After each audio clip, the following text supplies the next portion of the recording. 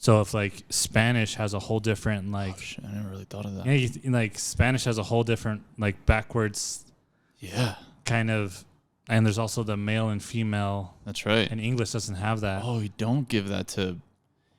Oh yeah, you give male and female to objects. Yeah, it's objects. So like, La plancha. yeah, like that's a female. Instead of it's, you know what I mean?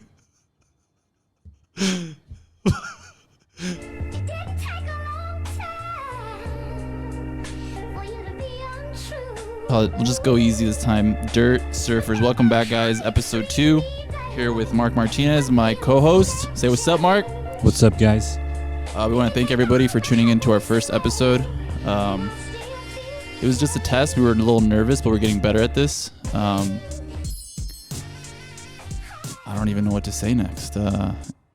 Where can you find us, Mark? We are up on... We're on Spotify right now, and then we're also on SoundCloud, and then also on YouTube if you don't have those apps. We're looking to get on Apple Podcasts too, but we're just... You have to pay for that, though, no? You got to drop some bills. I don't know yet, but I think you have to get approved, and I haven't done that. We'll get to it, guys. That way, if you don't have Spotify, because we had some feedback from some people saying that they couldn't, hear the whole thing because it would stop or something like that. But if you visit us on Instagram on Dirt Surfers Pod, you can find our information there. The link is in the bio. So today we're going to continue talking a little bit more about El Paso, just our upbringing. We actually have some stuff planned for next month as far as guests, but we want to shine light on other stuff that we've been doing and that we've learned out throughout these years here in El Paso, being such a boring city. Psych. So living on the west side, you were talking about how there was really nothing to do because so my coworker told me that he got some birds at Fox Plaza, and I was like, damn, dude, Fox Plaza was the shit. Yeah. I remember going, and they had like 25-cent turtles, and then you can buy like an Eminem CD that was like dubbed. Yeah. Some shit was like censored. You can buy the raw. You can find basically anything there.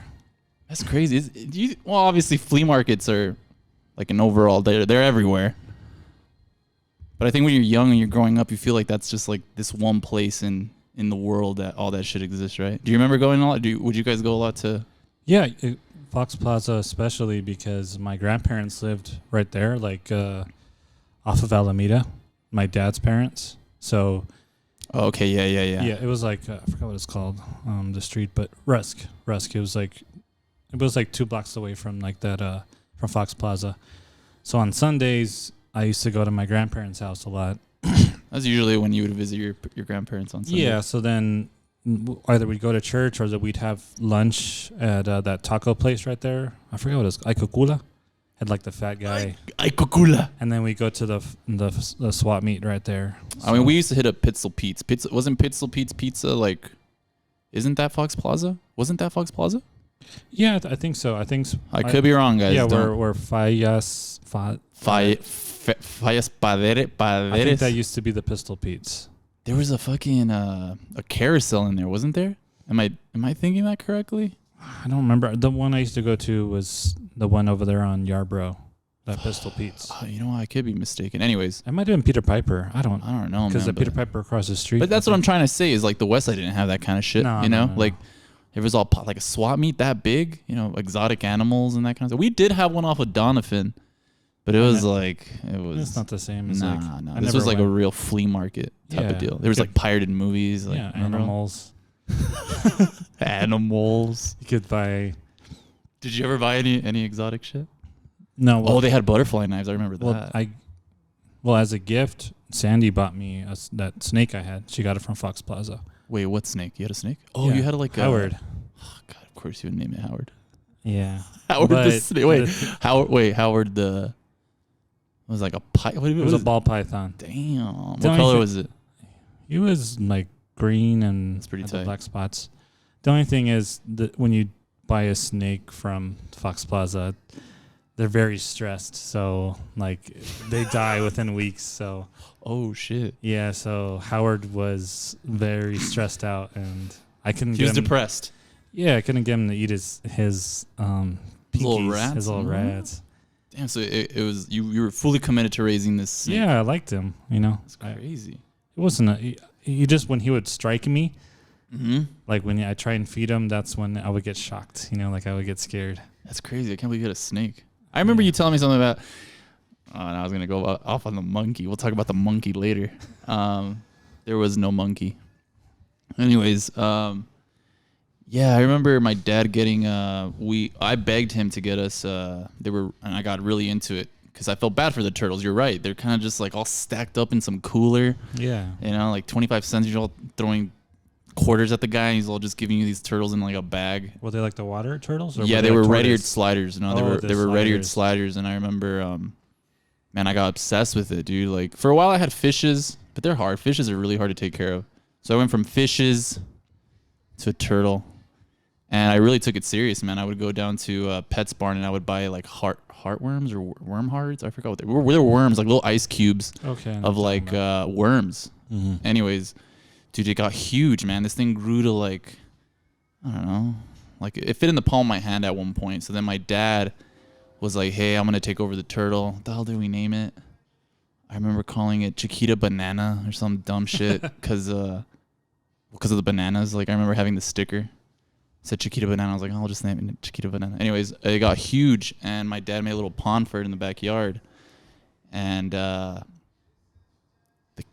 was when DSL just dropped. Okay. Damn, man, I feel old talking about this. Anyways, DSL? No, we were alive during like SBC Global at .net. What the hell was a terrible email address they give you? Remember, it was like, yeah, it was. Well, I think it was SBC Global. Yeah, it was SBC Some Global shit like that. .net. .net, yeah, exactly. Yeah. Anyways, so the cable company had to come into the house and like drill holes and do all that shit. And the turtle was in the far like left corner of the backyard. It had a little pond. My dad went all out, right? Mm-hmm. Anyways, I see this fucking cable guy like scoping out Chiquita Banana, right? He's just like staring. He's like, oh, it's a beautiful turtle. It's a red-eared slider. He knew. Mm-hmm. And sure enough, dude, the next day it was gone. Oh, well, he stole it? Yeah, dude. Well, who else? You know, where the hell? First of all, it's a water turtle in the desert. Mm-hmm. You know what I mean? So it's gonna stay in that little pond that my dad made him, or whatever the hell. And for this guy to say a turtle's beautiful, who the hell is going into a backyard seeing a turtle? Like, oh, it's a beautiful turtle. You know, it's weird. Yeah. Anyways, it vanished. That sucks. Never saw it again. My dad got super depressed. Anyways, that turtle came from Fox Plaza. Well, at least you kept it alive. Yeah, exactly. No, I felt responsible for it. You know, I was like, yeah. no, man. I think it's in Mexican culture, right? Like, they give, like, parents give us, like, responsibilities, and they're like, hey, you got to take care of this. I'm not going to tell you how to do it. If it dies, it's on you. I don't know if you ever had that experience. Did you have dogs?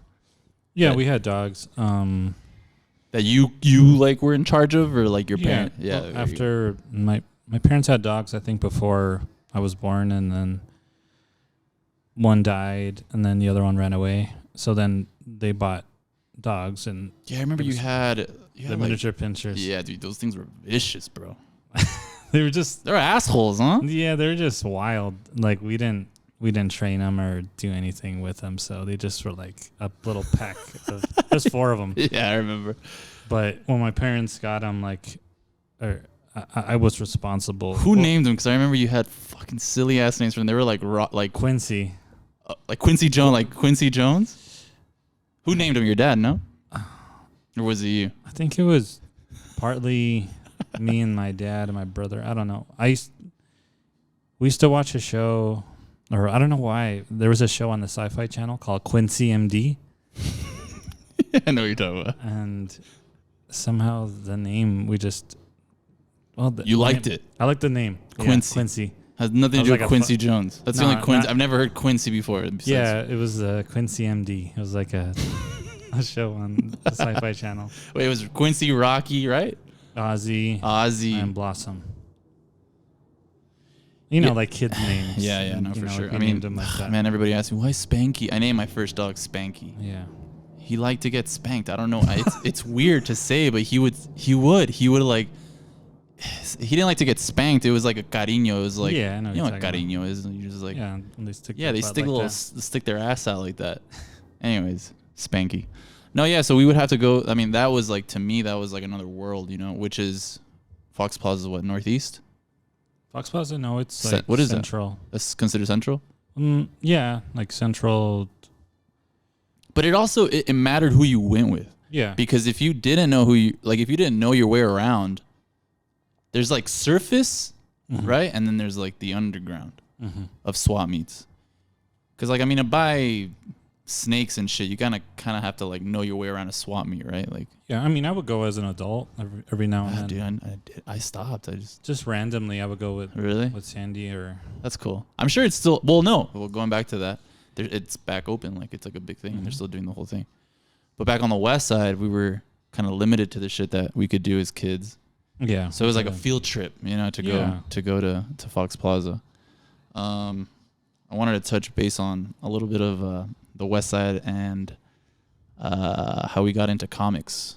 And we started going to, well, I remember, you remember Time Capsule. Do you remember like your first time, or like how you discovered Time Capsule? Like, did you collect shit when you were younger? Like, did you collect? Yeah, you collected baseball. No, you did not baseball cards. It was more Marvel shit, like like the comic book character stuff, right? Yeah. I think it came from my older brother Chris. Yeah, same here. And then, I mean, from what I was looking back at it, and during the 90s, comics were huge, you know, and honestly, I didn't go to a comic book shop first. Like, I remember Furs and like pretty much Walmart, every place. Walmart did have comics. They would have comics everywhere. Well, magazines, like the magazine aisle and the book aisle was like. Yeah.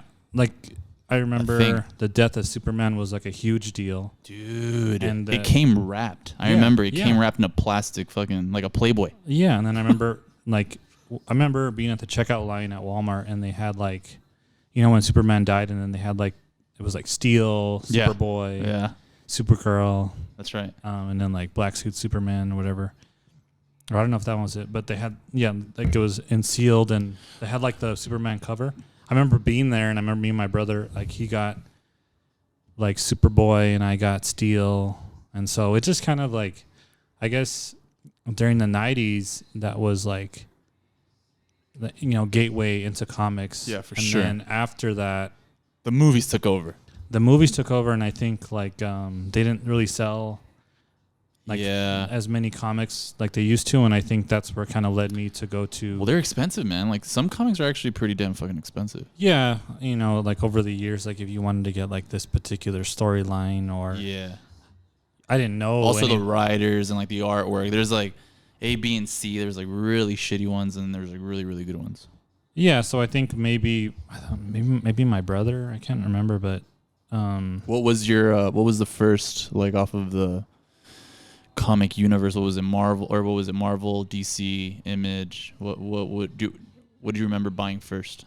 I remember buying Marvel. It was like Superman. X-Men. Oh, wait, no, because that's X-Men. Fucking, what am I saying? Yeah, X-Men. I think it DC. was. Yeah, I think during the early 90s, X-Men just like blew up. Yeah. Also because of the show. And then the show. That morning show was so sick. And then, I think it was just Marvel. I think that was the first comic book I started. Well, actually, no, it's Marvel. And then the Spider-Man. Yeah. The whole like Venom thing, and then also, it's kind of like a combination of all of them, because it was also like the whole like Nightfall, like Batman with Bane and Ezreal, or what was the other? He kind of looked like Batman, but like when Batman retired, you know what I mean? Like he retired from crime. That was like the whole storyline. Wait, no, I don't even know what you're talking about. So like the whole Nightfall like storyline. I remember the Nightfall storyline, but I don't remember the details of it. But it was Batman. It was Batman, and then like Robin, and so obviously Marvel being like not little kid, but DC was a lot darker. Yeah, I mean, I think Marvel was more colorful, like in the storylines, and like kind of like the worlds were super perfect huge. Way of explaining it. And then DC was like gritty, dark. I mean, if you stayed with like Swamp Thing or like Batman, or something like that. But if you went to like Superman and stuff, it was still kind of like it was. Well, you're right. But you're talking about Image. Image was like No, bro. Image that was was on like some other shit. that was like the dark, like because that's what we were talking about earlier. I wanted to talk about because the first comic that I ever picked up that I remember like physically was Tank Girl. And It was my brother's shit, right? Yeah. So I remember seeing the movie. He was like on a huge wave of like heavy metal, 2000. It was Tank Girl and Spawn. Mm-hmm. Oh, and Gen 13, which was all like crazy looking comics. You know what I mean? It was nothing like Marvel. It was nothing like DC. Like the women were all like drawn all crazy. You know, the guys were all like guns like coming out of their arms and shit. It was crazy. It was like a whole nother universe that I wasn't used to.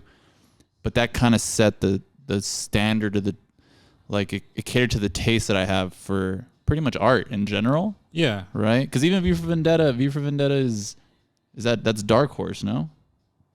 No, that's oh shit. Correct me, guys. I'm sorry. I'm a little rusty with this stuff, but it was Vertigo. Yeah. Vertigo put out, but I think I'm not too sure. Anyways, after that, I kind of got over. I didn't really pay attention to comics. I was more into like the graphic novels, right? Yeah. I mean, speaking of Image, that was like all these artists leaving Marvel. Oh, and wow. DC I didn't know that. And forming their own independent company, Image. Shut the fuck up. Yeah. So that's why that makes sense, though. Yeah. So that's why. And dude, no wonder the comics were so dope then, because the art, I could actually read it. You know what I mean? Like with Marvel, I would kind of just like browse through them and I would get an idea of what the hell's going on, but I don't remember read it. You know, the one thing about Marvel back then was, I mean, still today, like within the MCU, like nerds. Yeah. It's like they're all like linked together. You know what I mean? Like yes, yeah. So yeah. you had so they many all characters, weave in and out of, and it was hard to keep track, especially as a kid. Like your parents aren't gonna buy you. No. I mean, comics every single week. You know what I mean? Well, they're being put out like that, right? Yeah, that's how they come out. But if you like more than one, that's why I always try to stick to like Spider-Man or Batman. Yeah, back then, or even just X-Men, because like all the different like storylines with this other group, I was just that's right. This is way too. But what were you touching on? Image though. Oh, it's Image. So Image. So they left. So artists, you're saying, and writers, both? Yeah, like Todd McFarlane. That fucker's so sick. You know, he was working with Marvel and like responsible for like Spider-Man's new look. Oh, like the bigger eyes and all that stuff. Just like the more like his movements and like in the the comics, yeah. Because if you look at like the way the characters like their bodies, like the way they were moving, he took it to like a different level with drawings. Yeah, it was like an extreme. It was like the whole page. It'd be like he started doing that, right? Sometimes you'd even like get to the middle of the comic. I do remember this, and like there was no dialogue, and it would just be some crazy fucking like piece of artwork. Yeah, and then like Jim Lee and like Rob Liefeld, it was like, I mean, for us, that's when like we saw all like the huge like muscly like characters and to this the day, women, right? Like, very all busty. Yeah, and like I think that's what my mom was like, comics, huh, Ferny? Comics. Yeah. So like speaking of like Image, it was like Spawn and was it Savage Dragon? And there was I think Max. That one, dude. Like, Max in the Pit. I yeah. Oh my god, dude. Yeah, my brother and myself, we love drawing. Yeah, that's how I. That was like the best. You know what? Our Spawn's cape. Exactly. So Spawn's touching cape. on like as artists and stuff, and I'm sure you did this too, but tracing was like a big thing growing up, right? Mm-hmm. And it started off with comics. Yeah. Do you think that that's when it kind of started, like comics drawing? Because like we don't really talk about it, but I mean, me and Mark did do graffiti to a certain extent together. But prior to that, Mark has always been pretty artistic. Like you've drawn, you can sketch, you can get an idea out of your head onto paper, and then kind of paint a picture, build off of that, right? Yeah, like I made a comic book in second grade. Of course you did. But it was only like 8 pages, and it was about like my pencils and erasers. Wait, what? And it was like a story about after class, like these pencils got up and like started doing stuff around the room. So Toy Story before Toy Story. Kind of. It's probably around the same time as Toy Story, I think. Yeah, we're not that old. Yeah, and that was like the first one. But I mean, I think it was just going back to like things to do. You know, you look outside and it's desert, and nothing wrong with that. But then you open Spider-Man and you see Peter Parker web slinging through like there's like subways and tall skyscrapers. You're so right, man. Because we even like Spawn like in these big alleyways and smoke coming out of everywhere. It was so like it was definitely an escape. It was cool. Like where are these these places really exist? You know what I mean? Like when you see that. Yeah, because there was other shit to do. I mean, comics have always been a thing, but like in the 90s, a bunch of weird shit started happening, like Pogs, Tops. Remember Tops? Like Trompos? Oh, yeah. So we had like in my whole neighborhood, it was like maybe like 6 or 7 of us, and we had a drawing club. Like I remember we would get together on Saturday mornings, go to my friend Lamar's house, and we'd all try to draw the same shit. Whoever drew, cool. we'd pick one. Yeah, and Roger, shout out to the homie Roger, dude, he was on one. Like he knew. He was like, it's because you guys don't trace. Mm-hmm. You gotta trace first. And I was like, okay, this is. What's even crazier though, now looking back on everything, is like we were tracing some pretty fucked up shit as little kids. You know what I mean? Especially Spawn. Dude, I mean, like no, dude, his chains would go on for like 3 pages. Mm-hmm. Like, what the fuck is that? You know what I mean? Anyways, yeah, that's when I really started like. I felt comfortable drawing because those things stick to you, right? Like you start drawing characters, and then you start coming up with your own characters, and then you start coming with your own ideas and your storytelling, and then you start realizing that your imagination is you're dumping it on paper. You know what I mean? I'm sure you did the same stuff. It's a blank piece of paper, and you have an idea, and it just comes out. And I'm not saying that nobody else on the freaking we're just saying us. Yeah. Especially because there was nothing to fucking do. Oh yeah, I mean, because I would go to the east side with my cousins. Yeah. And my cousins were always like playing baseball or like oh, we're at the dollar movies, or we're like, I mean, we had dollar movies there, but like we didn't have dollar movies there. We did, but like on the west side? One, yeah, there was where?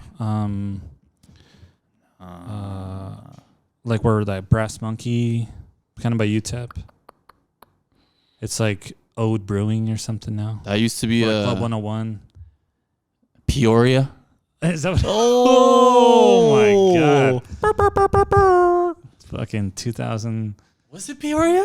Yeah, it was Peoria, right? It was 2 clubs. It was like Peoria and like Pachangas. I just played. I forgot what the fuck it was. Well, there was. Anyway, so there was a movie theater there. Yeah, that's crazy to think that. Because so there was. My parents took me there a lot, and I always remember that one because I always remember the smell of the popcorn and the carpet. Yeah, dude, that carpet was disgusting. Because it was like kind of dingy, and then they had. Well, no, I don't remember that one, but I think all movie theaters have like. They had the Aerosmith stagnant like. The Aerosmith arcade game. What? Remember that one? No. Like, you would like follow them on tour or something. Shut you would, the like, hell up. shoot Aerosmith. Aerosmith had a freaking video game. Yeah. Okay, so let's touch on that. That's what we did have. We had arcades. We had damn, no, we have to go all the way back. Hold on, guys. We're totally off topic. But going back to the comics, Time Capsule. Time Capsule really opened up the whole world of like collectibles. Because it wasn't just comics. No. The owner was something else. Yeah, and I know we have a couple of friends that knew him personally. My dad he was really good friends with him, but he had a crazy thing. He had like cardboard cutouts. Remember he had... Yeah, it was like movie memorabilia. There you go, movie memorabilia. Yeah, he had McDonald's toys. Remember he would collect all the McDonald's... I don't know if you remember this, but he was just a collector in general. Yeah, he had like my dad used to like this artist. Is it Robert Crumb or Harry Crumb? I don't know. He used to tell me. Familiar. I was surprised that my dad even said that. So I remember he had like these posters, and I got one for my dad. It's like that. What type of art is it? I think I know who you're talking about. He used to draw like some super perverted shit. Yes, I know exactly what you're talking about. It was like during. And I think he had 70s. like. And I'm not trying to insult anybody or whatever. It's cool. I have a huge nose, but weren't all their features like super exaggerated? Yeah. Dude, I know exactly who you're talking about. Yeah, yeah, dude. Because my dad mentioned it like randomly one time. And He's like, oh yeah, right this way. He's like, oh, I like that. My dad said it to me, and then it said like by. There was books. Yeah, he had something. I forget. We're going to eventually need somebody to be Googling all this shit that we're talking, because we're probably, everything that we're saying is probably wrong. Correct. Well, whatever, guys. Anyways, fact check us. You said it was it was more than just comics. It was a lot more than just comics. It was action figures, and he was with the times. So if something came out, he had it.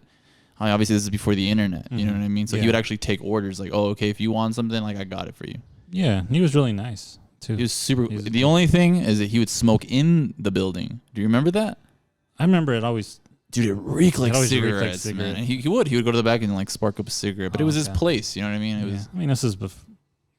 Okay, well that's true. Village Inn had right. Yeah, every restaurant used to have smoking That's section. Fucking weird.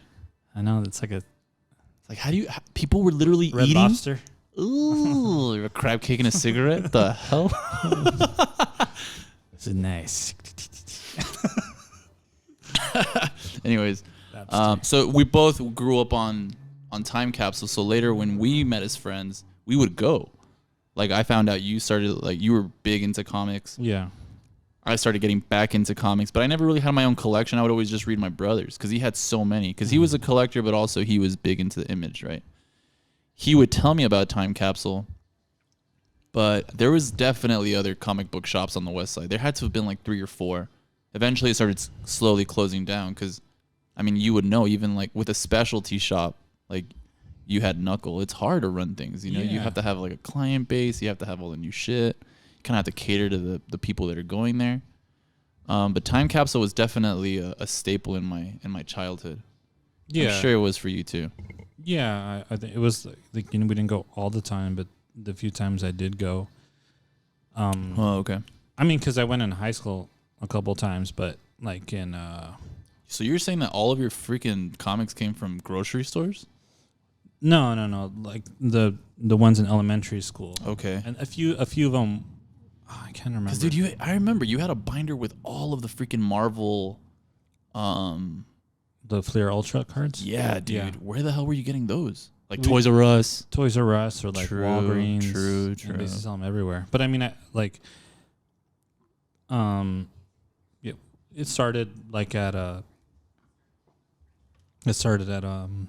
like Furs, you know, like getting the comics there. And then, because my parents didn't know what they were buying me, you know, like they'd be like, oh, it's like just some kid. Really? Thing. Yeah, and I open it and it's like, some crazy shit, especially with like Spawn or there was well getting shot and I I think all the Image comics were kind of out there. I mean, it's all mature stuff. Even you brought some comics today. So let's touch on Spawn. Spawn was definitely like a big thing for me growing up because the comics had already been out, but then the movie dropped, and that movie was just like on some other shit. I think to this day I feel like it's ahead of its time. Yeah, Do you remember watching that? Like, obviously in that time frame? Yeah, I do. I remember watching it back then because me and my brother, we liked we had the toys. You know. Oh damn, dude, those toys. Yeah, like I remember for Christmas we asked for like, I think he got like the Spawn and his huge kid. Yeah, they came with sets, right? Yeah, there was a sewer set, dumpsters and shit. So he had like his Spawn car. Damn, you had all that shit, dude. Well, we had like some of it.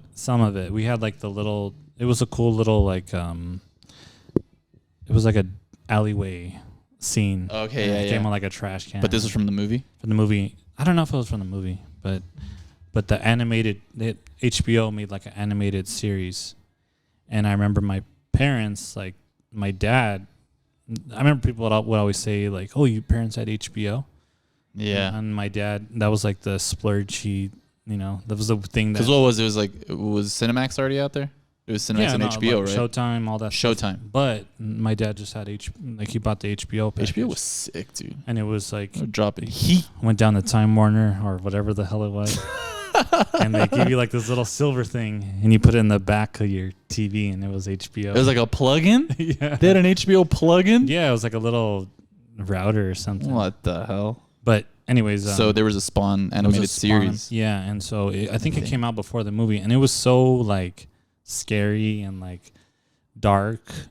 That's crazy. Oh my god. Okay, so if you didn't have cable or HBO, and you had, because I grew up, we didn't get cable until my mom didn't believe in microwaves, man. Until like we were using like toaster ovens for everything and stuff. Parents were kind of hippie like that. But Channel 32 on regular TV, which was a Mexican channel, would dub all of that American stuff, and you were just watching it in Spanish. But it was still like, it was up to date. Mm-hmm. So I do remember it. It was dark. I remember the Spawn cartoon being kind of fucked up. No, it was an adult cartoon. It was an adult cartoon. There you go. Like there was all these disclaimers on it. Really? You know? Yeah, it's darker than the movie. Oh, damn. Because I think you can get away with a lot more with cartoons and stuff. And it was on HBO. So when the movie came out, you had already kind of had a taste for Spawn. Yeah, but I mean, like, to see it like live action, I was like, holy shit! Dude, and that then suit, man. John Leguizamo was in it, and so like he was the clown. Yeah, you know what I mean? Like, it was fun. Yeah, dude, that movie was crazy. Yeah, and I don't know. It was just, I think, for me, the whole story of like heaven and hell. Yeah, and then basically him being like sold his soul in a way and then sent back to Earth. My mom was, well, still is very religious, so yeah, same here. You know, I had that like in the back of my head when I was watching it. You know, I didn't have any like questions back then, but I was just like, man, this is crazy. You know what I mean? Yeah, like, I was questioning your whole life. I was like, oh shit! Like, wait a minute, Mom. Yeah, so I get what you mean, but... Well, what time frame? Okay, so how old are you around that age? You're probably like, what, 13, 14? No, that was... You're already a little came older? out in 1997. So I was 11. Damn, that's right, dude. Damn, I was little looking at that stuff. I was 10 or 11 when it came out. So you must have been like... Yeah, dude. But 8? Dude, you gotta understand, dude, my brother had like literally... Oh, yeah. So every issue, right? So I feel like your brother, older from what you said, had more than my brother. I feel like that was like me and my brothers, like you were like the proteges. We like bonded with Spawn through stuff like that. Oh, really? Through Spawn? But then I think that he was getting older, and he kind of like, that was like the last thing. Yeah, he was like over it after that. Yeah, like he was already like in middle school and kind of like getting out of it. So when that movie came out, I'm like, I had, like you said, a taste for things like that. Yeah, man. After that, I was like, go back to no Marvel bullshit. Yeah. Like, I didn't really look at comics. No, dude, that's exactly. I started drawing. I started drawing my own shit, you know? And then it really became a thing. Like, even in art class, I had an art teacher, Miss McCarthy, at Ornado. Yeah. And it was a pretty serious art class, like, because it was your elective, right? So then you would have it continuously throughout the years. And for the most part, it was like the same group of people, because obviously, like, she would tell you, like, okay, you have something for this. If not, you would, I don't know, end up at like an orchestra or whatever the hell. Yeah. So I had art throughout all of middle school. And I remember one year she was like, bring in your sketch pad, because at that time we already had sketch pads, dude, and it was a bunch of fucked up shit. She was like, where are you getting all of these visuals from, and blah, blah, blah. And I remember showing her Spawn, and she's like, oh, it makes sense. But since then, man, it's shaped pretty much everything, you know, like taste-wise in movies, art, and then it ended up in graffiti, you know what I mean? Because that's what it is. It's very, like, it's extreme. Yeah. Yeah, it's extreme. You know what I mean? It's so funny that you used to trace shit. Yeah, I remember buying the tracing paper. So you started young. You started drawing pretty young. Yeah, I mean, like as early as... it's just, I could not sit still. Same here. Class, so... Even in church, at my mom's church, they used to like give us, you get like pamphlets. Oh my God, I remember. Right? I know exactly what you're talking about. So I would never pay attention. So my mom would just give me a pen, a black pen, and so I would just scribble. That's like exactly every what Sunday. They always carried like a notebook and pens in their purses. Yeah, and they'd be like, "Here, entertain yourself." Yeah. Dude, so, you really did that? Yeah, every Sunday. Like, that's so crazy. You know, my mom, she didn't care. No, yeah, I was exactly like, I was in the same boat as you. So, yeah, so then just at school, I liked it. And then it's just something about drawing, you know? And then I would trace things. And so people would, you know, like, hell yeah. They'd be like, can I have that? Yeah. Well, that was the thing. Like, if you were, how can I say this? Artistically inclined, you stood out because of that. Yeah. Going back, this is pre-internet. People would literally ask you, like, hey, can you draw me this Tweety bird? Put it on my binder. Yeah. Is that not right? Like, Yeah. That happened to you too, right? Like, Yeah. And I'm sure there's a bunch of people like you guys. They want me to draw Beavis and Butthead. Dude, yes, bro. Because like my parents didn't. It was either logos, right? Like, yeah. Hey man, can you make me like the? Well, it was bands. It was like, can you do the Ozzy Osbourne font or some shit like that? And I'm like, yeah, I could do that. No, but color it. And I don't want to trace. Don't trace it. They had like requests for like the people that were good at drawing in class. Yeah. Were you that guy? Yeah, I mean. But you were tracing. No, well. We were free. You were like. So I wouldn't trace all the time, but like I would trace to learn how to draw the character first. Yeah, and then I would just. It got you good. It was like a form of practicing. Yeah, and then just freehand. I would get all those like. How to draw books like from the book fair. Yeah, dude. So, Scholastic. Yeah, so then they would just show you like how to draw. They were kind of weak though. It was like how to draw exotic cars. Yeah. How to draw insects. Yeah, but they did have like figures, like people, so you could draw like the basic shape. So you're actually pretty good at drawing like anatomy in general. I used to like that a lot. Like anatomy. I really got into that lately, but No, you're pretty freehand. You're good at that. I have seen that. You're pretty good at that. I mean, it was like with comics. But like, it comes with comics, exactly. Yeah, you're seeing a bunch of superheroes are all buff and shit. You're all. I mean, that was the thing. Like, what? Drawing Spider-Man, like doing like, like his web slinging pose, where like his legs up. Yeah. And like his hands like down, where he's pulling the I know web. exactly what you're talking about. You could make him look really fucking fucked up. You know what I mean? If you draw his anatomy wrong, like you look at it and you're like, oh, why does he look like his body's folded in half? Like he's twisted. Yeah, but it's crazy that you're learning about perspective. I think that's what gives us the edge on art class. So like comics full circle talking about this, like we had an advantage because we were already looking at comics and trying to trace that stuff, right? Yeah, it was hard. It was like the one thing super was hard. Spawn was easy to get away. Spawn. Because you could cover him with the cape, cover his body with the cape. Yeah, you know what I mean? And with Venom too, like drawing him, he was just like all muscle. Yeah. So like you could kind of make him kind of bulky and funny looking and not really like as long as you get his head shape kind of. But if you're trying to draw like I don't know, like Superman or something, like throwing something or like flying. It was like you could fuck him up, like so wonky as shit. And you would look at him and be like, "You're kind of embarrassed." Stupid. Yeah. But you would still finish it. Yeah, you're you'd like, finish it, but you'd be like, "Damn it!" I wouldn't do the background. Nah, I never did the background. If I drew him good, I would do the background. Yeah. But if I fucked that's up hilarious. like the body whole shape, formula and shit. Like fuck, no, I can't. I would have like 8 pages of like Superman all twisted. And I'm like, he looks so stupid. No, yeah, that's hilarious.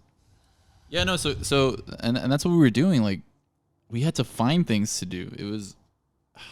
It's weird that now all I see is anime. Everyone is just drawing anime. That took over 100%. And which anime existed back then? I was already watching stuff, but I was never really like about drawing it. I think Dragon Ball Z was where I first started kind of getting like involved with drawing anime like that, but it was kind of boring to me. I think it was just two-dimensional to me compared to you can't compare to.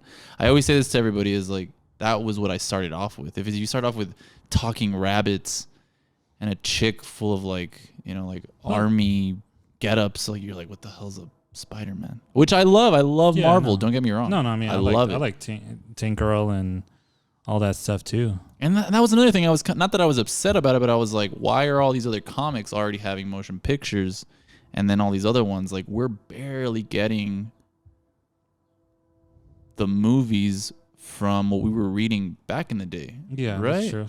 Yeah, like Civil War. We read Civil War. I remember we bought a couple of those at Time Capsule, and that was like a long ass. And you look it's like, and that's why. No, that's not true. I did fall off for dumb personal reasons as far as movies, but after Iron Man. I think it was probably the third one, right? There was 3? Yeah, Iron Man 3. After the third one, I was like, okay, I think I'm done. It didn't really hit as much because I really did like Iron Man out of all the Marvel characters. I think Iron Man was the coolest, but I was just always comparing all of them to Spawn. Yeah, because I had the movie. It was like a real person to me. Yeah. Wait, who was the actor? Wasn't that Jax? Yeah, and I fucking knew it, well, man. it was Jackson. terrible retaining. As Michael Jai White. He must have been young, dude. He is young. I actually rewatched the movie because you told me about it. Really? I did, and I'm like, damn, he's so young. He's probably Like in his 20s. That's crazy, he's young, dude. like because I remember. We need another Spawn movie. Yeah, well, I mean, Todd McFarlane says he was supposed to do a reboot with Jamie Foxx, but like that's been like in production development. Like it's a hard movie. Yeah, because he wants to make it R. That's what he said with like the limitations with the first movie is he had to make it. I think what was it? PG-13. No, it wasn't. I think so. Yeah. Spawn was PG-13. I think so. Dude, doesn't he pull out? What's his name? The clown. Doesn't he pull out like underwear? Like he does some crazy shit where he just pulls out like his underwear like without taking off his pants. Yeah, he did. That was not PG. Skin marks. That was PG. You know, well, you get away with 90, a lot. It was 90s PG-13. That's true. It's a totally different world. We didn't have like the separation like we do now, where it's like. So would you say though that comics catered to your involvement with like writing and trying to make? Yeah, no, definitely creativity. Because I always thought about it because I was like either it came from skateboarding because I never really asked you. It was because you were already filming, skating. Mm-hmm. You had a taste for movies, but you weren't. Oh no, that's not true. What were you doing? You were doing stuff when you were a kid. You were filming like you and your friends, right? Like. Yeah, I guess what I'm trying to get at is how you kind of slowly got into the filmmaking. Well, I mean, and how like what the recipe was. I feel like okay, yeah, comics definitely like had me like looking out for the movies. Yeah, you know, like my mom sometimes would rent me. I think it started like in elementary school. My brother started getting older, and he started like getting his own friends. And I just was by myself a lot. Yeah. And just entertaining myself. And my mom would rent, and like, we go to Furs. Mm-hmm. And they used to have those like those movies you could rent from there. And they were I feel cheap. like it was 99 cents. Yeah, like they were the cheap. Because Blockbuster cents. was expensive. Yeah. And so they had like the first Captain America, like the really cheap, like the Toxic Avenger. Mm-hmm. The Punisher with like Dolph Lundgren. Bro, you know that Punisher one, went you know hard. The old one, you know? Yeah, dude. That was gritty shit. Yeah, it was gritty. And then there was some Robot Jocks or something. It was like some big. That. It was like it's kind of like it's kind of like Pacific Rim and all that. Oh, okay, way back then. Yeah. Like the kaiju, but they were just fighting each other. Anyways, and then just watching TV, and then. There was a show called Movie Magic on Discovery Channel. Cool. I never heard of that. And it was like they would show you. It was the behind the scenes of how they made it. Behind the scenes, yeah. And so like every episode they do like one specific like job on a movie set. Gotcha. I would just wait. If you would rewind. No, rewind. If you would fast forward all the credits, usually VHS tapes would have the making of the movie after the credits. Yeah, the behind the scenes right? stuff. It was sort of like that? Yeah, it was like that. And then Movie Magic. Yeah, Movie Magic was a show. And then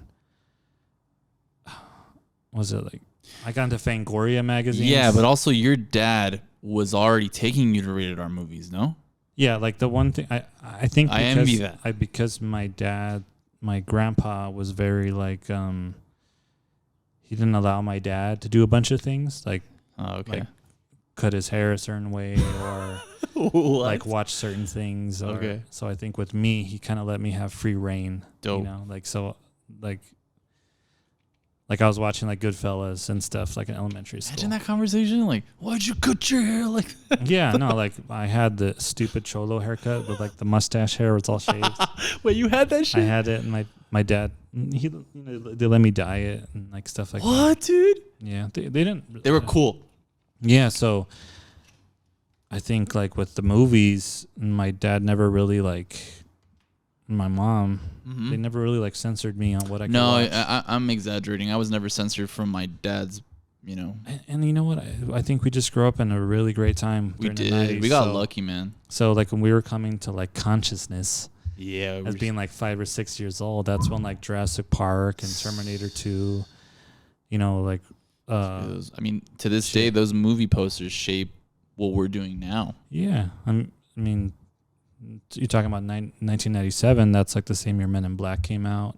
I think I remember Titanic. watching it, yeah. We had these huge like movie events because this is before the internet.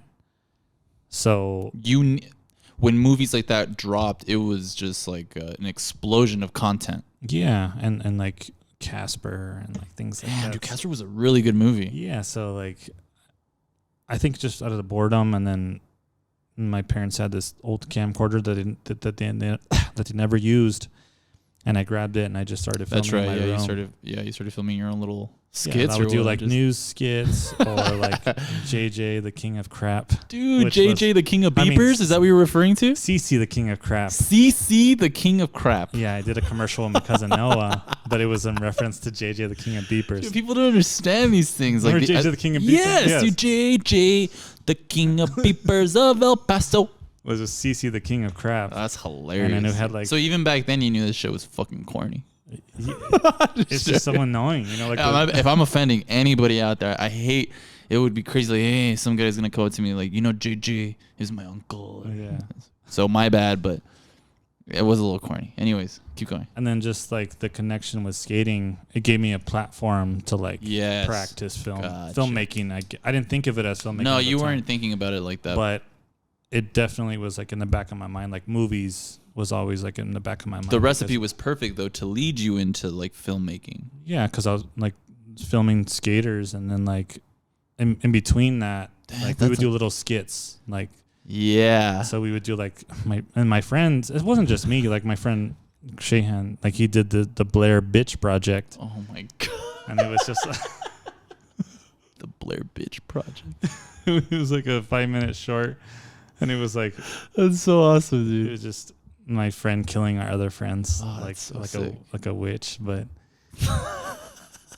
So it just kind of like Evolved slowly. yeah, and then like I always wanted to try like different little skits Mhm. with skateboarding, but I always would like run into like the wall of my friends not wanting to really do it. Well, no, because It that. was like they were like too cool. Yeah, exactly. So it was kind of like something a little bit buried Mhm. within myself, and then Mhm. like so I would use like skateboarding as like a vehicle to like get my filmmaking out, but at the end of the day, I had like these ideas. Yeah, to think that we were filming each other, like you're on camera, Mhm. like you're not nervous because you're skating, but you're right. Like the moment you start bringing dialogue into it, or like some kind of intro, or like like costumes. My yeah, friends would be like, "Oh, you're like, I don't know about this, man. But at least my friends." no. So yeah, when I yeah, met yeah, that yeah. group, you guys were a little bit younger. You guys weren't like that. Nah, we were up for it. Well, I mean, shout out to Frank. Like Yeah. Frank kind of gave us the confidence to Yeah. he would force you. He's like, no, Yeah. you're the cook. Yeah, You're yeah. the this. You're the. So there was already direction Mhm. at a very young age. That's true. And it's playing out now that we're getting older because we actually pursued these things. Mm-hmm. And that kind of leads us to the next, bullet that I want to touch on, which is your actual filmmaking. Because we worked together, and pretty much all the stuff that you've done up until Dirt City. I wasn't really involved with Dirt City, but I scored a lot of your stuff, and that's where we'll talk about this in another episode. But me and Mark have done music, and we know a lot of people locally that have pursued music.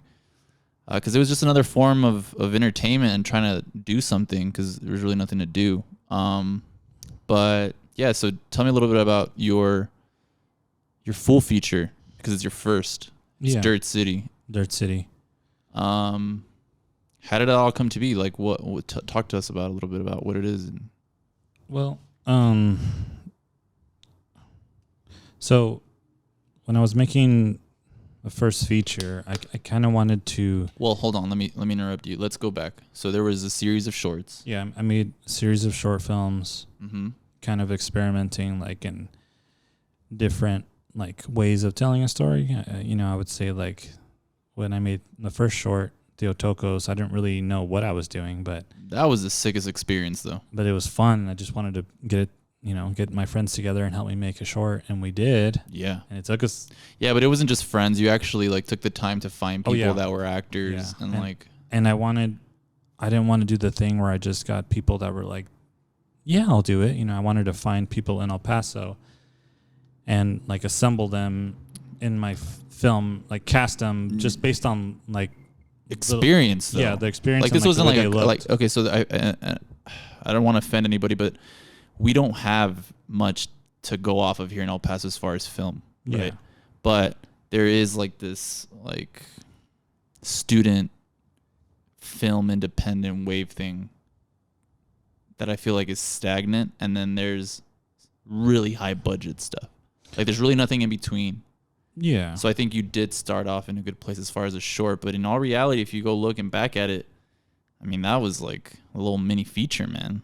Yeah, it was tough because I was ambitious crazy. about shooting like Ambitious, at dude. night. Dude, and what? With like, yeah. And then the next day we filmed. We were like in a farm till like 5 a.m. or something. Yeah, and then which was super dope. I'm not complaining about it, but it was like I felt like I was in a movie. It was so cold. It was freezing. And then the next day, didn't you take like coffees and like? Yeah, I did. Yeah, like cheeseburger or like cheeseburgers and coffee. And then the next day we filmed out like in the middle of some random spot in the desert, and the only thing we had to light the scene was fire. So that's like right. for the that was dope scene. though. So limited, but you were trying to do this serious. I didn't want to just do some like random like 5-minute conversation that really didn't push myself. No, visually it's with awesome. Human Dropout, I wanted to do something more like dialogue driven, and you didn't have to really focus too much on the other part of it. You know, that's like the actor kind of takes over.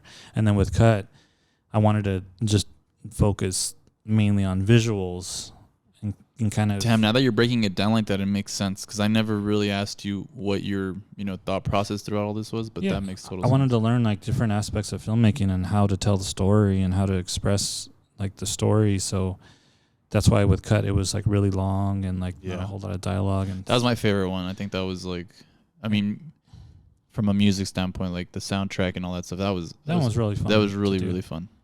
That one kind of felt like a feature. Yeah, it did. I still feel like Cut can be a feature. Yeah.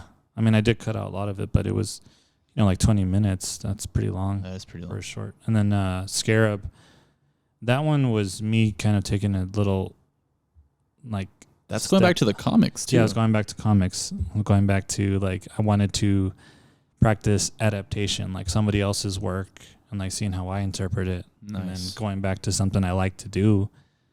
And also, like, it's ambitious. I made that short because, like, when I was gonna have my second kid, I was moving all my stuff out of the room that my office. Oh yeah. And I found the comic, and I hadn't looked at it in like 10 years. Oh, that's cool. Scarab. No, Blue Beetle, and I was like, oh yeah. What the hell am I talking about? And then also Damien Alonso. Shout out to Damien. Yeah, shout out to Damien. Was like posting stuff on social media about Blue Beetle. I don't know what about. Really? But he was just talking about it, so it kind of like was already in my head. So I'm like, hey man, like it was a sign.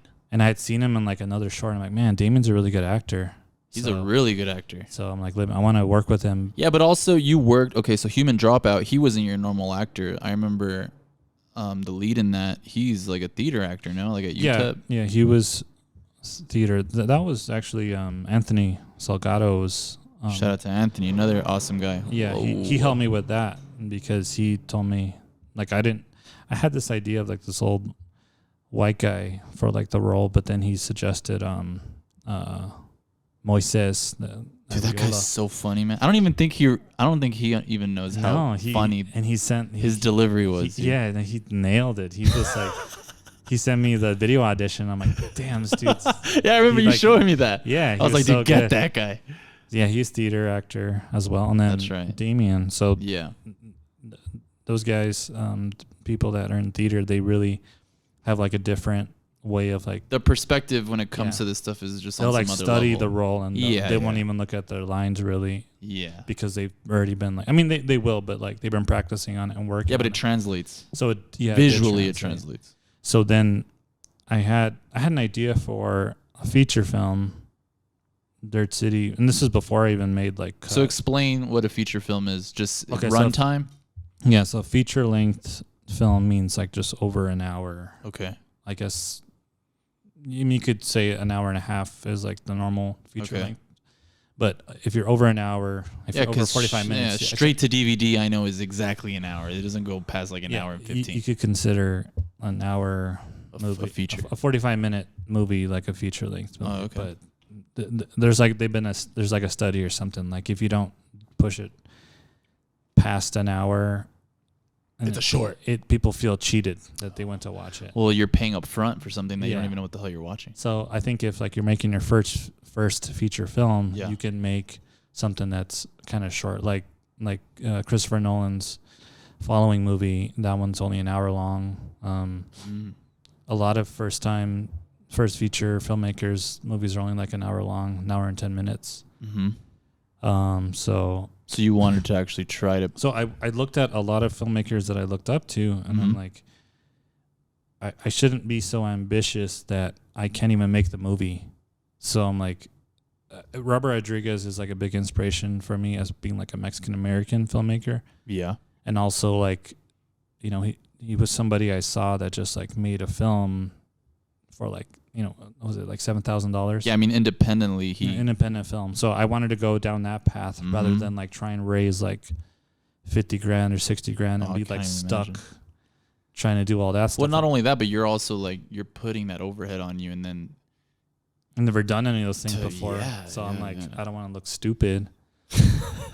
So I'm like, I want to learn how to do the mechanics of it first. So I chose like a neo-noir story, which is basically like a newer, like film noir story, kind of like a sad story. So tell me a little bit of Dirt City. What are some details about Dirt City? Dirt City is the story of a guy that is not very good at things, and he's trying to escape the city that kind of traps you. So he gets caught up in things to try and escape, and he has trouble doing it. And you know, he's a boxer that sometimes is good, sometimes he's bad, but he doesn't have like the full, like, he's not honest with himself about what he's doing. So he kind of reflects a lot of things that are going on in this town, huh? Yeah, so it's I mean, you can take it however you want it, but it's just like my interpretation of a city that. And this is all filmed here. This is all filmed here.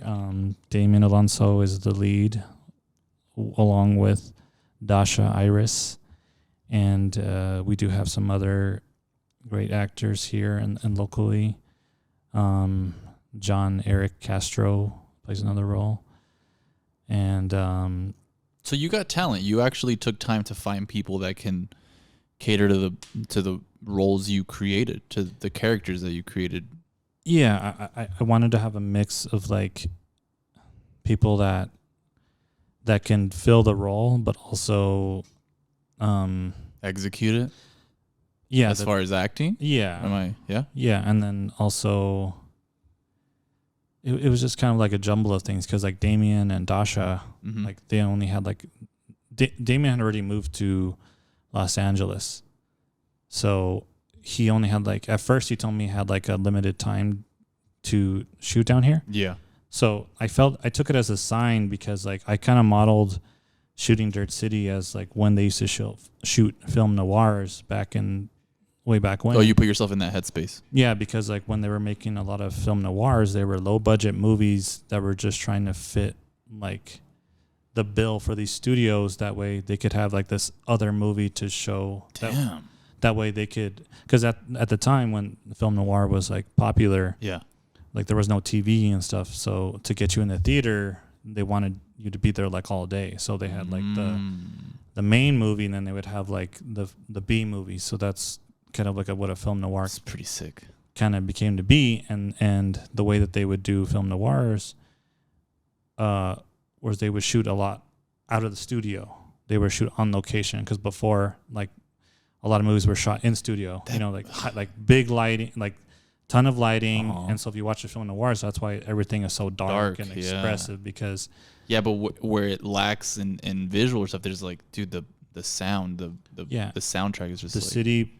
Like, was a whole another character. That was the whole thing. Like, they couldn't afford to light the whole set, so they would use one or two lights, but then it would give this look to the movie.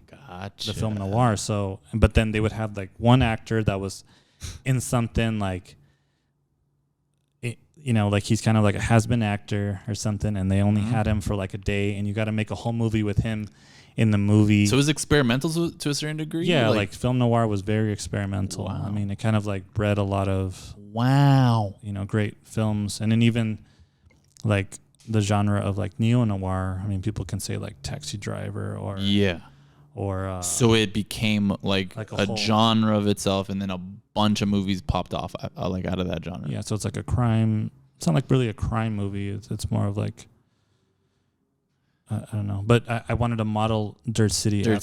So like I would say that like El Mariachi was like a big influence on Dirt City because it was it was like a noir. Yeah. But this is a really good movie. Yeah, and then I've watched some like film noirs. There was like this one, I forgot what it's called, like The Golden Boy or something, but it was about this Mexican kid that like was trying to get into the world of boxing, but he just is killing himself, and he doesn't really make anything, like he doesn't make anything of himself. He kind of goes stuck in a loop. Yeah, so he goes back to like his like blue collar work, Mexican American life. Yeah. So he's not breaking that chain. No, so that's kind of like the idea of Dirt City, and then also like using El Paso as like a backdrop. Exactly, that's what I wanted to touch on. Yeah, the one thing about shooting here is that you do have to work around people's schedules because it's almost like a joke, like, oh, you're making a movie. Yeah, everybody's like, oh, okay, well. Yeah, maybe. Okay. Like there's a handful of people that take it extremely serious. Yeah. Not that we don't have, filmmakers here in El Paso. We do have a lot of talent here. Yeah. But to shoot to write a story, cast it, find, the locations, wardrobe, sound, and then still have to like edit and do all like you're a one-man band. You're doing this all on your own. Yeah, and you did have help. You had a lot of help. I had help. Yeah, I had like a couple people, like couple of people, friends of mine with the locations. Like Paul and really like Paul. Because you got to shoot. Okay, let's talk about that. Where were you able to shoot? You shot in a couple of cool places. I shot at Rosa's Cantina. I shot at I bet that was dope. It was cool. Were they weird about it? Were they like, cool? No. What school you go to? Like, no, kind of. It's a real thing. Yeah, no, they're just like, okay, well, you have to. Well, the thing that was hard to do was like Mondays I could shoot there. Oh, scheduling was like insane. In the morning, or like basically I had all day on Monday to shoot there, but I had to pay. Yeah. And then like on Tuesday I could film there, but I had to be done before 11 before people came in. That's crazy. And the thing is, like when Dasha, she was living in Los Angeles, or she's still living in Los Angeles, she had to go back by the certain date because she had to meet with an agent. So I only had like those 2 days to shoot with her there. Yeah, it was pretty limited. Yeah, instead of like breaking it up. So that kind of tested me as far as like what I imagine, like moving past Dirt City, like working with people's schedules, because like for the most part, working with people here in El Paso, it's kind of like, well, it's a hit or miss. On the weekend, I have this time, which I've been working with those actors too, like that. But I couldn't get them all together at the same time. It was really tough to get everybody together. Scheduling is probably like the hardest thing. It was the hardest thing, especially with people like their jobs and stuff. I mean, Damien and Dasha, like they're working out in LA. Mm-hmm. They're definitely pursuing. They were in acting school at the time, so they were like, oh, well, we can be there, but we need to be like these dates. Yeah. And everybody else was. So it also put a pretty good amount of pressure on you. Yeah, it did. And so I know that I could have had more help with like editing and finishing all that stuff, but I just wanted to know like every aspect that I could control. So you took on all of those roles. Yeah, like I'm barely finishing the movie right now, but I know everyone says like you need to get it out already, but I did want to like do it all by myself. That way, moving forward, I can kind of have an idea of like what I can do, because I don't want to be like ignorant the next time I try. No, I feel you. Is that why you kind of mentioned El Mariachi? Yeah, El Mariachi, definitely, because I think that we have Robert Rodriguez is Robert Rodriguez. definitely like that's like that notch in his belt. That's all him. Yeah, it was all him. And I definitely wanted to like. I think for the most part, everyone I looked up to, as far as like their first features, they did it all by themselves, and it Like, took give me an them a long example. time. Okay, like so with David Lynch when he made Eraserhead. Oh God, that movie, man. Yeah, I mean, You know what's it crazy took him is like 5 years to make it. Eraserhead. Yeah, I mean he Bro, that movie is on some other shit. yeah, and I look at it now as like, man, I love that movie. You know, like at first I couldn't watch it because of just people telling me like all this different shit about it. Like in high school, you gotta watch. You know, like they show you something. I'm like, I don't want to watch it now because you told me about it. Where the hell? Oh man, I've always been like that. But there was like a video rental place on Cincinnati. Oh yeah, Fellini's. Yeah, I remember the first time going there and they were playing Eraserhead, and I was like, and it was like the weirdest scene. It was like the baby was crying. Yeah. Oh my God! I was like, get me the fuck out of here. It's not like But it opens you up to another world that you're not used to, because that's what film is, you know. I was just like, somebody made this. Exactly. Like, this is cool. Yeah, Like, yeah. And then after I had kids, I'm like, oh, I understand exactly what he means. Yeah. But it took him all this time to make the movie. Mm. Not that I wanted to take all this time, but like, No, but you're put into that world, and now you understand why movies take so long, or what happens in between scheduling and actors and post-production, all of that stuff. You can actually say that you had your hand in all of those departments. And I mean, yeah, it's understandable for something like that to take some time. yeah. And then you move forward after that. Then you can find a good editor. Exactly. Those And then that caters to your style, though. Yeah. Right. So now you can actually like introduce your filmmaking, instead of it being like an adaptation, or like you're trying to kind of like copy or riff off of somebody else's idea, which I've seen a lot of, you know. Yeah, because I do like watching movies. Fucking now. Original, Mark. Like everything that you've written and done, and that's why I love, you know, to this day, like working with you and stuff, because it's all original stuff. Well, I doesn't know how to take compliments. This guy. Oh, Look thank at him. you. He's sweating. Can't even say thank you. Thank you. I'm playing. But no, I mean, I do think, for me, when I watch movies now, Yeah. it's more of like they focus on like the aesthetics of it rather than like the story, and like how it's just. I feel like it's a lot easier, especially with technology, to be able to, you know, show your talents through stuff like that. Yeah. So like these movies look great, you know, like, and their stories, but the story is it lacks. Like, it lacks, and I'm trying to learn how to tell a story. It doesn't matter what medium you use. Exactly. Like, I want to learn to be better at that, you know, and then. So that's kind of like why I wanted to take my time with it. And then, I just didn't like, I see other filmmakers, and this is not disrespectful. I mean, this is not to mean disrespect towards them, but yeah. And I'm talking about like professional filmmakers. Talking shit. I'll see them, you know, they'll have a script and then the movie's made like real quick, and they've never made a feature before. And like, they just have this whole studio behind them making it. Yeah. But I don't really, like, it's a good movie, but I don't really connect to it. Yes. And that's fine. That's their lane. That's what they're doing. But movies have changed. I mean, just the way that we consume movies now has changed completely. So I didn't want to feel like I had this whole machine. Yeah.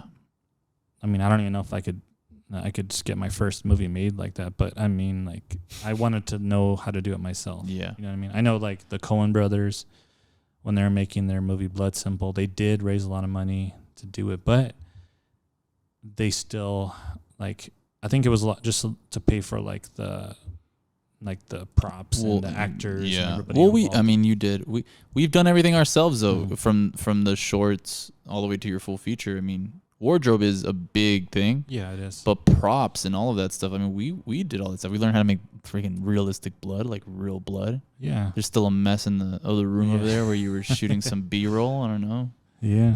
Anyways. So yeah, no, I wanted to learn that, and then that's sick, man. If I go forward, like if I produce stuff not if, when. I mean, not if. I mean, when I produce more stuff independently. Yeah.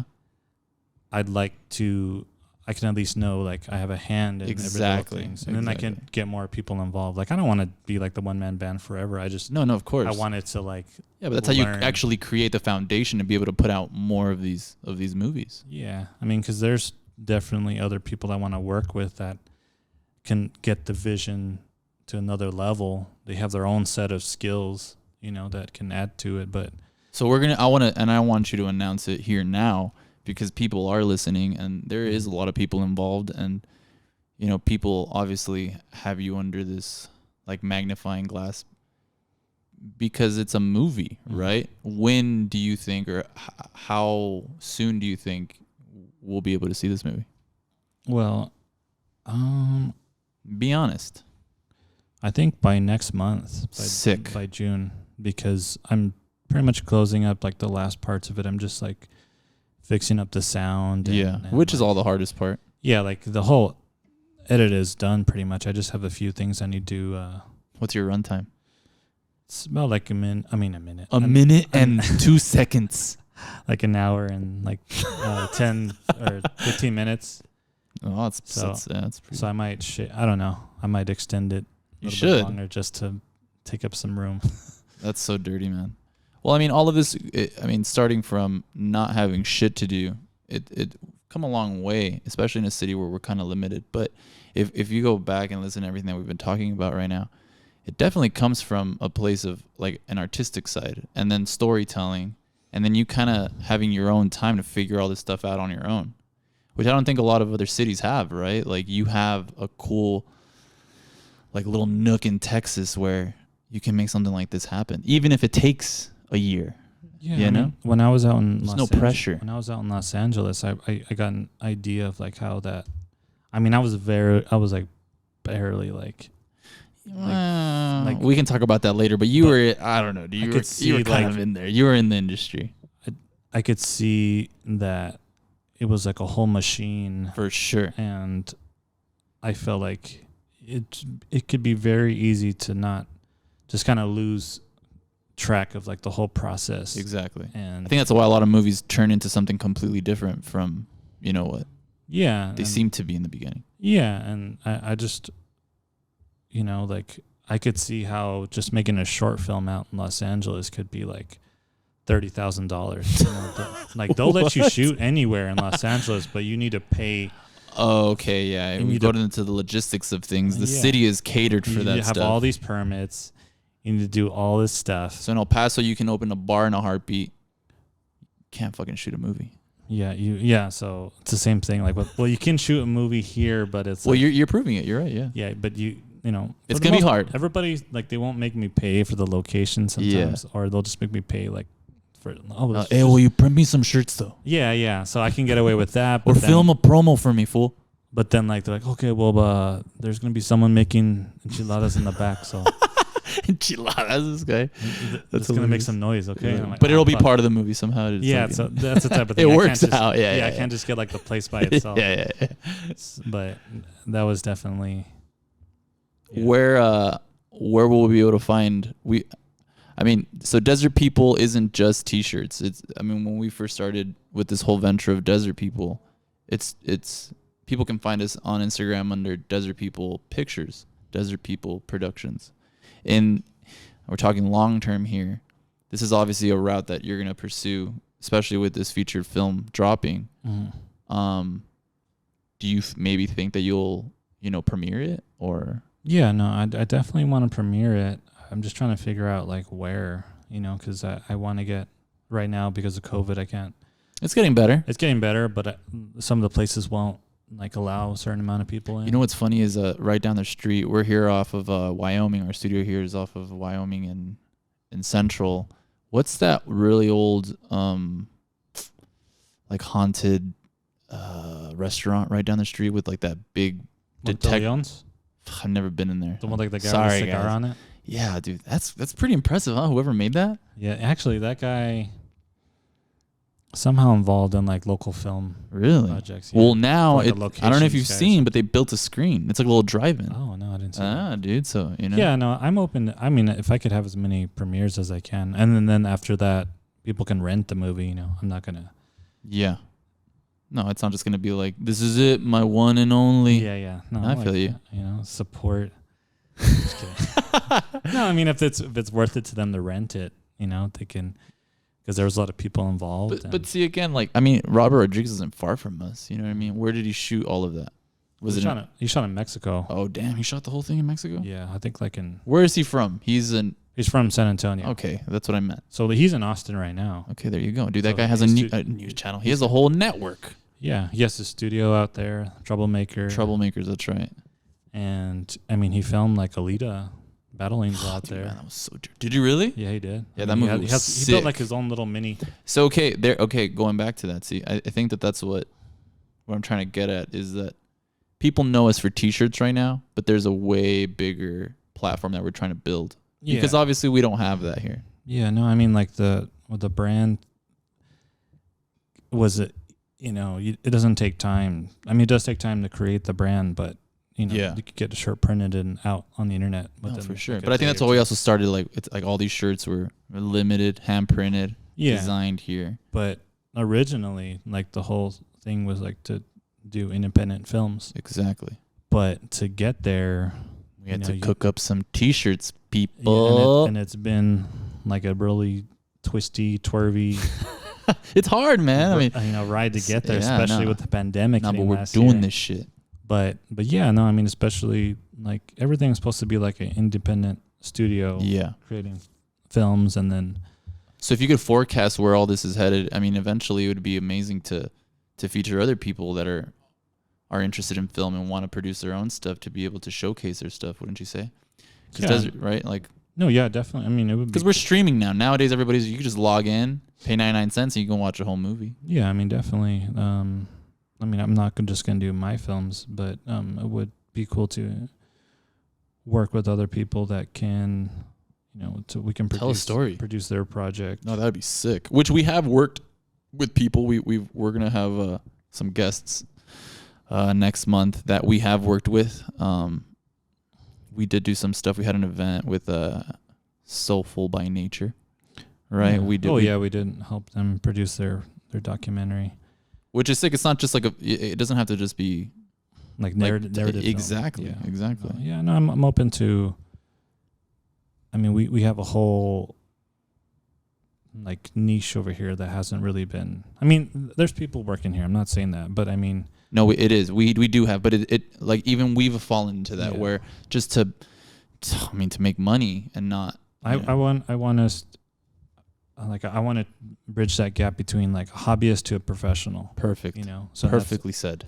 And that's what that's what's causing so much tension and friction is learning. Well, because you're doing it. Is learning that stuff. Because I mean, I could put something out and then just have it out there, but I definitely want to learn like I'm learning about how these people produce their films and how they got it to the next level. But right now we're at this interesting, like it could be a challenging time because there's so much content. I mean, I kind of hate saying the word content when you're talking about films, but there's so many films, movies out there. Well, because it's streaming, dude. You can binge shit now, you know what I mean? But that also gives you an edge because there's so much of it. So much of it. Also, like equipment every year keeps going down in price. You're right. You know what I mean? Like in 3 years, like I've already seen like all these new cameras coming out. I mean, like iPhones. I mean, and whereas a few years ago people wouldn't watch something like shot on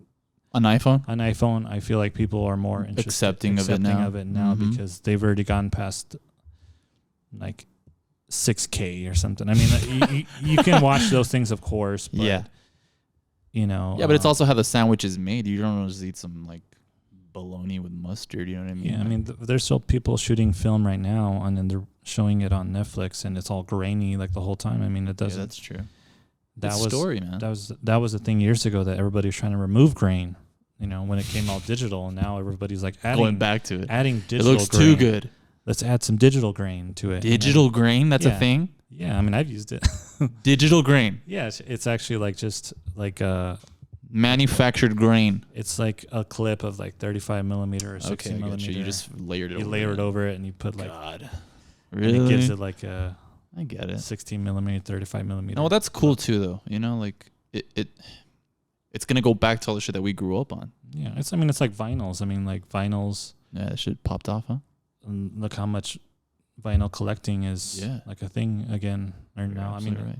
Well, that's what it is. It's coming back to an actual hard copy. Like you wanna have it in your hands. Yeah, I see people collecting. I mean, I did it myself. I bought a VHS the other day. Do you have what did you buy? That Blow, the VHS. Oh yeah, just because it had like that 90s, dude, those freaking like silver covers. Yeah, it was like metallic. Yeah, I feel actually it's not here. Yeah, it's somewhere around here. No, but I do have. Like, damn, holographic. Like and that. Well, I mean, Pokemon cards. Look how Pokemon cards came back, and it's like all these fuckers care about are the holographics, and it's like it's the misprints that you need. Damn, let me see that Doom. I'm looking at a Doom 2099 comic right now. It's so cool, man. Like I wish I still had all my comics. I don't know why I destroyed all my stuff when I was young. I had a lot of internal problems growing up. I destroyed a lot of my stuff. No, I just didn't take care of it, and then yeah. But I did hang on to a couple things, and I reordered stuff on eBay too. So just so you're saying next month we should be able to see something? How about a trailer? Do you think I could recut a new one? Yeah, you should drop something. Trailer, and if we do drop it, where would you upload it to, or where could we find that? I mean, I'd put it on YouTube, and then I'd share it on all the socials. On Facebook, Instagram, TikTok. I'm just kidding. Do you? Nah, not TikTok. I can't. You're gonna do the dirt surfer dance or some bullshit? They'll like some. Oh, never mind. I'm not even gonna go into all that shit. Yeah, no, it's a little difficult for me to. Yeah. Use TikTok. No, TikTok is on some other shit. I don't understand that shit. Anyways, I mean, I feel like we can keep going about all these things, but we have to chop it up because it's just going to be a big run-on sentence. But I really do want people to understand where you're coming from when you talk about filmmaking, because it exists here in El Paso, obviously, but seeing you do the featured film, because I wasn't really part of it, made me realize how nobody's really willing to work together to get something like that out. Yeah, where other cities are like, I'll do it for free. Yeah, no, I would say just put me in it.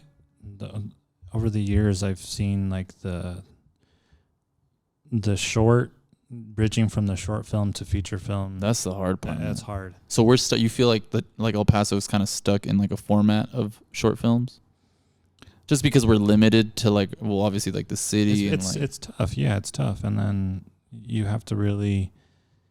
I mean, there's other people that made them here. There is. But, I mean, that we're not producing them. No, you're not seeing stuff getting cranked out like as that often, because I just don't. It just seems like not a possibility. So, and I hope. I know other people have made it before, but I hope by making mine, people can see like, hey, it's not that bad. And you can just put a story together and shoot it like this, and that would help the other filmmakers see that it's possible. That's possible. And other cities, like when I was in Los Angeles, I would see like you said, there was just like there was like 50 people willing to work on our project. Yeah, just for one little credit or something. Yeah. And here, everybody's like, oh no, they got a million excuses. For sure. But then you see their Insta story, them at the bars, fucking. The bars, anything. I mean, they're or whatever doing something. No, man. I'm not trying to talk. We're talking shit, man. Everyone here in El Paso. But I do notice that it's just something we're not used to. No, at all. It's a joke. So people don't work on the projects. I don't know if they don't feel like it's worth their time to complete like the bigger project, because they don't believe it. Once you manifest something and then you see it, because I mean, we've done it. Like we've entered our stuff into things. I mean, we were at the plaza. We've done things like that. That made me realize and kind of double down, like, damn, this is real, And for other people to come, I mean, the Plaza Film Festival, right, is what it was. Like seeing all those movies on there and like all the local talent made me realize like there is a lot of cool shit here in El Paso. It's just nobody's hyper focusing on it. You know what I mean? So why not do it? Like we could be doing that stuff. Yeah. I mean, when I keep saying it over and over again, but when I watch a movie or I watch a TV show, something produced and it's on Netflix or Hulu or something, I'm like, okay, I know what camera they're using. I know. Yeah, you could break it down easily. Okay, well, we could do that here. Mm-hmm. You know what I mean? If we just got enough people and we had a little bit of money. Yeah. And I mean, even we could do it without money. I mean, you're kind of proving that, and that's why I wanted to talk about this on this episode, because we can just stay quiet about all these things and then just drop the content. But I feel like in a place like in El Paso, we need an explanation, how like a backstory to all these things, just so that we can get people to understand where we're coming from. Yeah. I just don't want people to abandon their projects anymore. You know what I mean? Yeah, for real. I mean, I want to see what they're making at the same time. Like, I need their help sometimes. Yeah. You know what I mean? And then like, I know they could be there. I know they could do it. Yeah. But then they got a million things they got to do, and I'm like, I think Dirt City is really got that many things you got to do. Nah, we make excuses. I mean, I'm guilty of that. You know. I mean, we've gotten into several arguments or conversations where it's like, really, dude. Yeah. But yeah, man, I'm really excited for Dirt City, and shout out to everybody that helped out. Shout out to everybody that was part of it. It's coming very, very soon. If you want to check some of their stuff out, where can we find all the shorts? Well, all the shorts are on our YouTube, Desert People Pictures, or on our website, desertpeoplepictures.com. All the shorts are there. Yeah, baby. And then, as far as that goes, that on the website, I have all the short films there, and then a little bit about the stuff in development, and then like the brand, desertpeopleco.com, and then I guess that's it for now. I mean, we do other things, but yeah, we have projects coming out. Bombard everybody. Let's get this thing out. No, first. for sure. But we also I want to thank everybody personally for tuning in. I've gotten a lot of good feedback from everybody as far as the skate world goes. But we also want to introduce a lot of the other things that we're into, because we have friends in all those areas, and I hope everyone's listening to us and can kind of take something from this. I think we're going to wrap it up for this episode. We're getting a little longer, Mark. We're at 1:32. Yeah. The one thing I forgot to mention. What? I just wanted to say, I wanted to thank everybody that's helped me, like, with any project I've had. I know there's a lot of people that have helped us and me along the way, and I don't know if I said thank you to all of them, but just being able to hear everyone like write back or share something about what we're doing is really nice, and I appreciate that. Yeah, I'm not gonna lie, I kind of got choked up. I went to Sunland Park and I saw our homie Gil, and it was weird to get emotional in that moment, especially like as skaters. But just some of the shit that he was saying was insane to me, and it's only gonna keep unraveling as these episodes come out. But it's awesome to see that there's people involved in the same world that we're in. Go for it. Well, I was gonna say one last thing that I was gonna ask you. What? Because this is something that came out after the podcast. Yeah. Came out, and it made me think. And I wanted to ask this question. We can apply it to skateboarding, but I guess you can apply it to anybody that's doing something. But what would you define as a skateboarder? You know what I mean? Like a skateboarder or somebody. I mean, like, what would I define as I mean, if you could push, right? If you can escape whatever situation you're in through a skateboard, and it make that other situation that you escaped better, I think you're a skateboarder. And it could be with anything, right? Like you could apply that to anything. Because I mean, what's a gamer? You know what I mean? But skateboarding for me is just because this sounds kind of like preacher, but it saved my life. It saved a lot, like, not because I was going to kill myself or I was like in this state of mind where I was like depressed or whatever, but it got me out of a lot of problems, and it gave me a platform to be me, you know? Mm-hmm.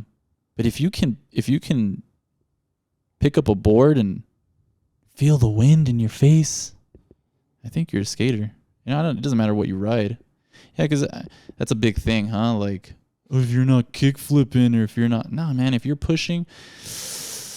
I might get kind of heat for this, but maybe the Mongo thing is something that you could work on. But I know Mongo skaters, you know what I mean?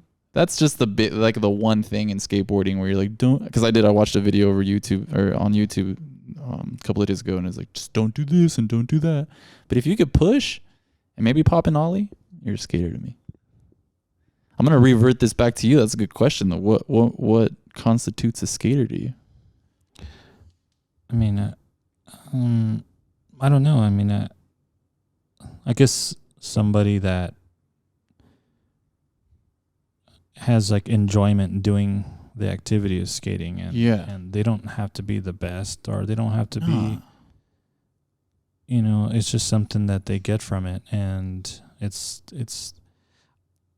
they don't have to have like certain like achievements attached to it, or they can have those achievements attached to it. It's just if they get something out of it that helps them. Yeah.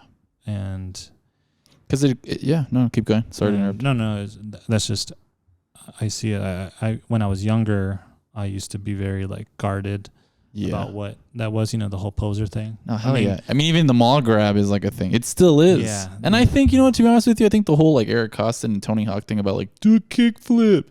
That was definitely some shit where they were like, like skating's popping. Cause dude, I'm not making this up. People don't believe me. I got beat up for having a skateboard in the hallways.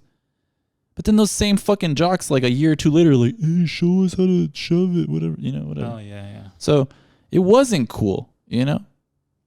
But no, you're right. It's like, it's the cool thing to do now. I mean, everyone's rocking the fits, you know, like the attire. But at the end of the day, I just feel like exactly what you said. If skateboarding helps you express yourself, you're a skater. Call yourself a skater. It doesn't matter if you can kickflip or ollie. If you can ride, because there's plenty of people that are just riding. I mean, there's penny boards, there's long boards, there's skateboarding is a thing. I guess the whole like cliche thing about like being a skater is another thing.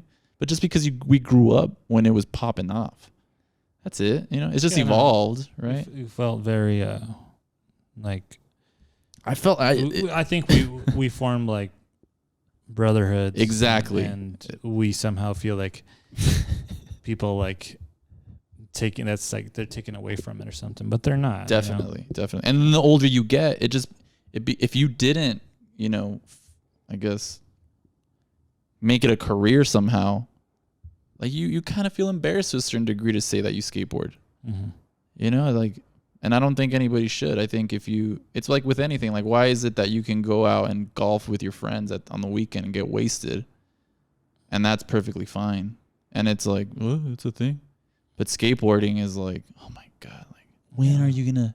Yeah, no, and like I feel like more. Or with any sport, you know what I mean? Like, come on, ultimate frisbee, bro.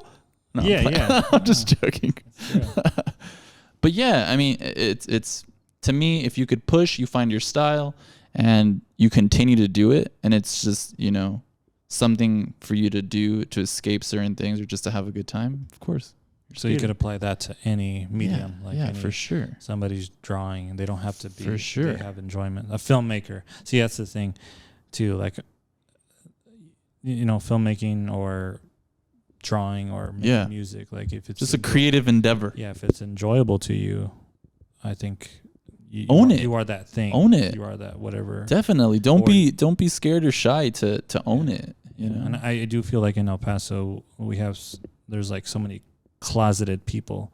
Yeah, man. They're like afraid to show like who they are. I mean, I think that's why we were able to tap in with so many groups and, you know, individuals throughout the city that we're still close to, that we can bump into at Albertsons and reminisce about things or catch up. And it feels like, you know, even though we haven't seen each other for years, it's like we can just start picking it back up from right there. You know what I mean? Because we owned the things that we did. So very good question. You need to start hitting me up with more of those questions, Mark. That's good. No, it just the Coast Host is coming in clutch.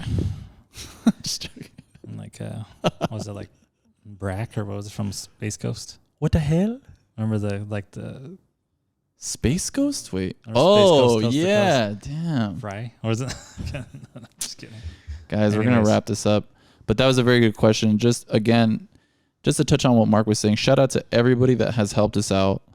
Shout out to everybody that has, you know, given us the confidence to keep going without feeling like we're, you know, spinning each other's wheels here, because it's hard. It is hard. And it's pretty easy just to get a full-time job, go back to school, whatever, put extremely like difficult responsibilities on yourself and actually pursue it and kind of abandon all these dreams. So thank you to everybody that has has given us the confidence to keep going. And I can kind of say, like, I feel responsible to finish a lot of the things that that's why the podcast is extremely important, because it's solidifying what we're saying. So we got to do it, bro. So Dirt City, you're going to see a lot more shit coming out from Desert People. We have a lot of cool stuff coming out. I know people are already asking me about the skating and Desert People, so we're going to find a way to mash all that together. But again, thank you. This is our second episode, and we're going to pick it back up next week. We're going to try to drop probably an episode a week. It's a little hard, but we're doing it. With editing and everything, again, this is us just doing everything ourselves. But I think we're getting to a good place, and we want to hear from you guys. Send us messages. Find us on Instagram. Dirt Surfers. Dirt Surfer Pod, right? I'm lost, guys. It's been a long day. Anyways, signing out. Ferny Gonzalez and my co-host, Mark Martinez. Guys, take care. We'll see you soon.